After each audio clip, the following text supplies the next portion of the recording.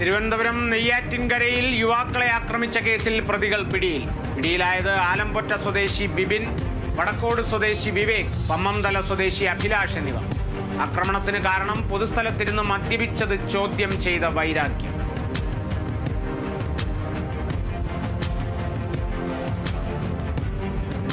തിരുവനന്തപുരം നെടുമങ്ങാട് കാപ്പ നിയമപ്രകാരം ഒരാൾ അറസ്റ്റിൽ. നെടുമങ്ങാട് സ്വദേശി ശ്രീജിത്തിനെയാണ് അറസ്റ്റ് ചെയ്തത്. ശ്രീജിത്ത് നിരവധി കേസുകളിലെ പ്രതിയെന്ന് പോലീസ്.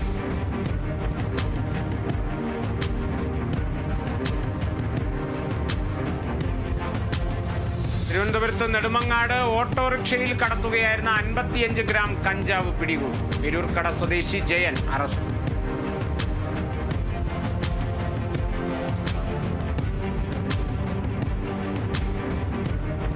തിരുവനന്തപുരം മലയങ്കീഴിൽ വാടക വീട്ടിൽ നിന്ന് 27 ഗ്രാം MDMA പിടികൂടി. ഭാര്യയും ഭർത്താവും അടക്കം 4 പേർ പിടിയിൽ.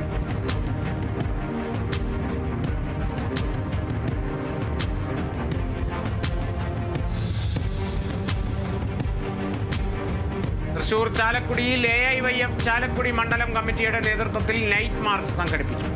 AIYF സംസ്ഥാന കമ്മിറ്റി അംഗം കനിഷ്കൻ വല്ലൂർ ഉദ്ഘാടനം ചെയ്തു. മാർച്ച് വയനാട് ദുരന്തം ദേശീയ ദുരന്തമായി പ്രഖ്യാപിക്കുക, കേരളത്തോടുള്ള കേന്ദ്ര അവഗണന അവസാനിപ്പിക്കുക തുടങ്ങിയ മുദ്രാവാക്യങ്ങൾ ഉയർത്തി.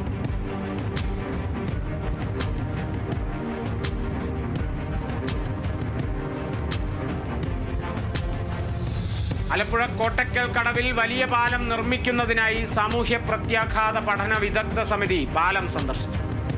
SR ഏഷ്യ ഗാസിയാബാദ് ഏജൻസി സമർപ്പിച്ച സാമൂഹ്യ പ്രത്യാഘാത റിപ്പോർട്ട് വിലയിരുത്തിയാണ് സമിതി സ്ഥലം സന്ദർശിച്ചത്.